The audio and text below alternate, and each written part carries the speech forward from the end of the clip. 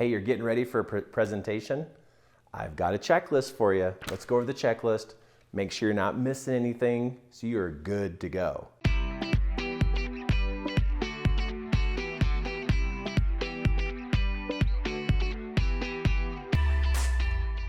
Hey, it's Kirk, and I want to help you in getting prepared for your next presentation. Because how often does this happen, right? You're given a speech, a presentation, a talk. You're standing up in front of people, and you know how it is. If you're not prepared, you are going to feel weird. You're going to feel like you're not doing a good job. So you spend your time getting prepared. How much time, right? How much time? Well, I think instead of trying to quantify how much time you take to get prepared, is you start getting prepared like 2 weeks ahead. Because a little bit each day is a whole lot better than 10 hours the day before. If you do 10-hour preparing the day before, you're gonna fry your brains. Don't do that. You start further ahead and you just spend an hour each day looking at your content, looking at what you're gonna do, but you're doing a little bit each day so when the day arrives, you're not burnt out. And you don't need gummed up brains. You know, when you spend 10 hours, you're gonna gum up your thinking, and then you're gonna stand up there and you're gonna just sound like a gummy person. Not a gummy bear, but just a gummy person. Just your brains are just a mess. So here's the checklist. Here's the checklist to get you prepared on some things to think about in getting your content put together. Now there's a whole bunch of templates out there. Everybody's got their own style, their own template, and they claim that it's all, this one's better than this one and this one's better than this one. There are hundreds of ways to design a presentation. But how about we go through a checklist of what you want to make sure it contains? What is it that it will contain? Well, number one box you want to be able to check is that your presentation is solving a problem. No matter what it is you're talking about, what is it going to make better? What is it going to solve? What's it going to improve? Because people, information, they can get that off the internet. But if you got some kind of problem you're solving, well, now they're going to be interested because people have problems and they want solutions. That's the come from. What are you going to solve? That's the first box. Next one, definitely organize your talking points. Not too many. Now, what is a talking point? Well, that's the individual data that you're going to be speaking about. And when it comes to talking points, 3 to 5. If you come up with 10, too much. I've sat in presentations before where there was 10 talking points and it's like, I'm so done with this. You got to be super interesting if you're going to go clear to 10.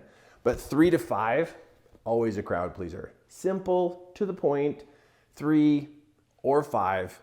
And boy, people can digest that, remember that. They can write that down. Super, super, super important. Okay, next one, diagrams. Most people are not thinking about diagrams. What about the visual learners? They need a screenshot. They need a handout. They need something to draw. Like you're up there in front, you draw something for them. But they want something to see. They just need to activate their visual. Not everybody learns by listening. I don't learn by listening. I learn by watching. And so your learners, your visual learners, which is 50% of your audience, if you use no visuals, they just sit there and stare at you. They are going to tell you you're boring. They need something to look at. So either a screenshot, like on a PowerPoint or keynote presentation, or a handout or something they can look at. And then of course, the story that you're going to tell. Gotta have a story. Man, gotta have a story. Either it's about you or someone else, and the story must relate to the content. Not some random weird story that has nothing to do with the presentation, but your story, let me just tell you, stories need to be practiced ahead of time. Never in front of the audience. Never. You will fail or you will glitch in front of an audience if that's the first time you're telling the story. But definitely have a story because visual learners love stories. The audible, everybody loves stories. Everybody loves stories because stories connect all of the teaching to get it together. Okay, and of course, a presentation without a challenge is weak. It's kind of weak. So you got to offer some kind of challenge, something they got to do, something they got to get up and get going in their life. And when you get to the challenge part, you challenge them. This is not just a cute little suggestion. You're literally giving them the steps, and then you challenge them to take it. You're not mean, but you're not a pansy either. You got to really be clear about how important this challenge is, that they're going to take action on what they just learned to solve this problem. Then the last thing, be sure whichever template you decide to use, that it has an invitation to do something more. Because this is not the only presentation you have for people. It's not the only one. And so you literally have an invitation for them to be on a conference call with you, or go buy this book, or maybe they buy a class from you, or they go see somebody else's class. But boy, if you are a presenter that at the end can give an invitation, how they see you is you are a thought leader. You're not just a one-stop shop kind of person. Like, you know more, you know other people. But this is definitely a list I gotta check off every time I do a presentation. Make sure I got it together, just to make sure.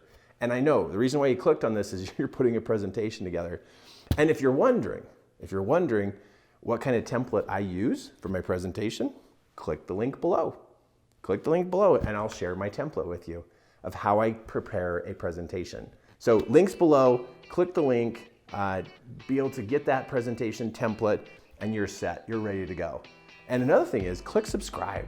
Boy, subscribe so I can share more with you, because I'm gathering these gold nuggets and just handing them out. Might as well hand you a gold nugget too.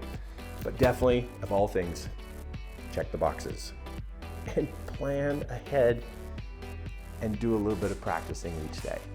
Prepare and practice, because you get one shot to do the presentation. One shot. And if you're gonna present, this will help you get your information in their head. Because that way you're not boring. Don't be boring. Have fun doing your presentation.